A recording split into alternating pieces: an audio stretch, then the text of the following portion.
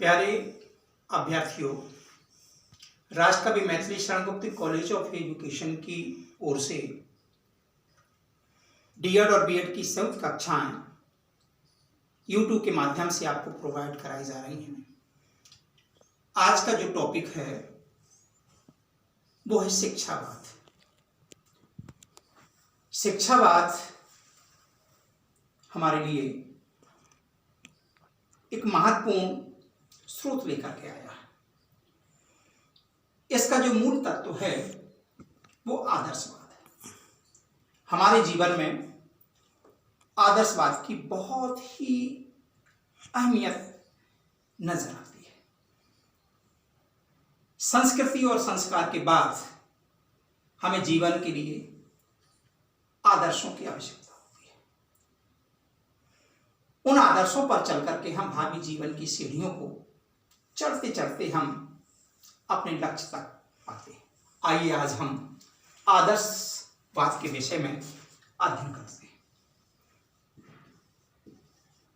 आदर्शवाद एक जाना हुआ नाम है।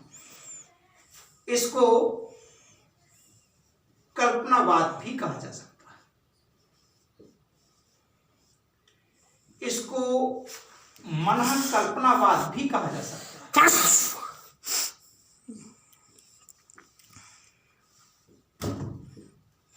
इंग्लिश में आइडियलिज्म भी कहा जाता है। आदर्शवाद एक विशाल शब्द है जो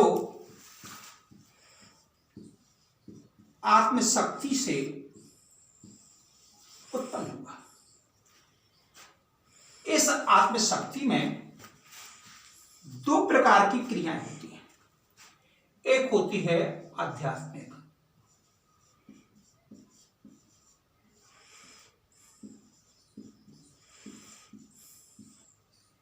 इसके अंतर्गत सत्यम, शिवम, सुंदरम को बल मिलता है। दूसरी ओर मन की शक्ति, इसमें ज्ञान होता है, अनुभव होता है और चेष्टा होती है। आपने रामायण और महाभारत के सीरियल आपने देखे होंगे। राम के द्वारा जो अभिनय किया गया है वो एक आध्यात्मिक शक्ति का प्रेरणा स्रोत है।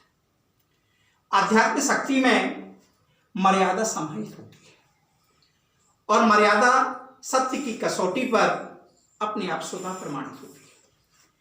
आध्यात्मिक शक्ति का जो जन्म होता है वो होता है अनुशासन से। बिना अनुशासन के आत्मशक्ति आ ही नहीं सकती। इस आत्मशक्ति के लिए विचार,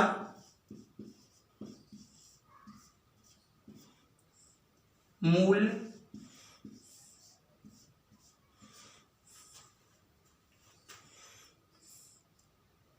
और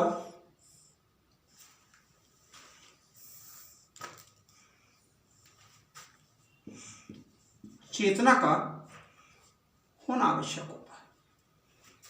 इसमें धर्म, अर्थ,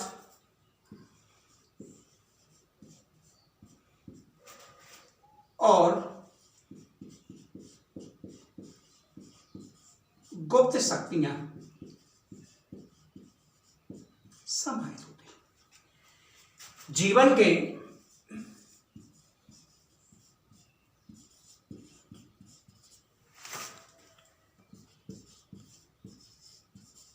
संतुलन में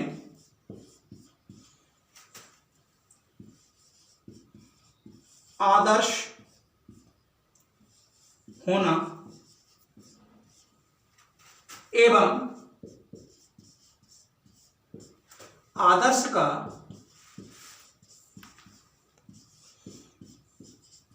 परिपालन करना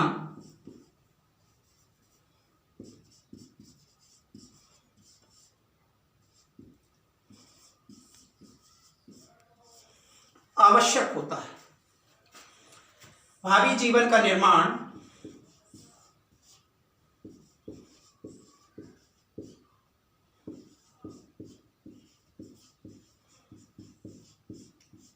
आध्यात्मिक शक्तियों के द्वारा ही संभवित होता है। जीवन में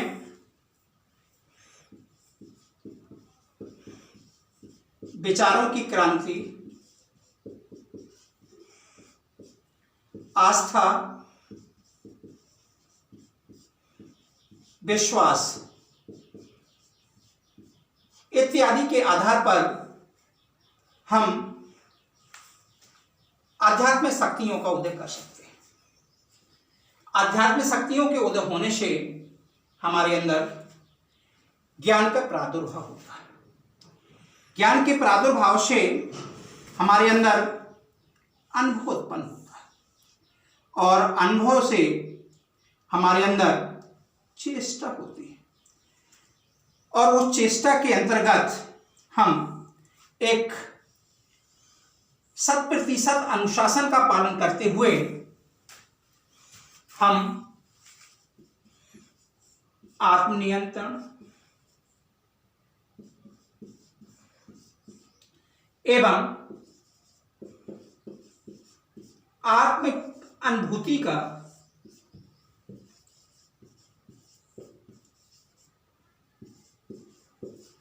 आत्म अनुभूति की परिकल्पना करते हैं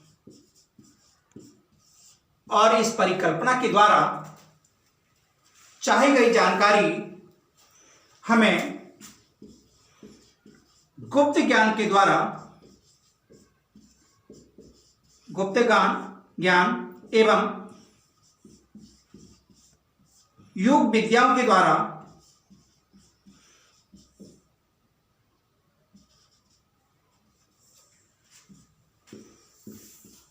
प्राप्त होता है।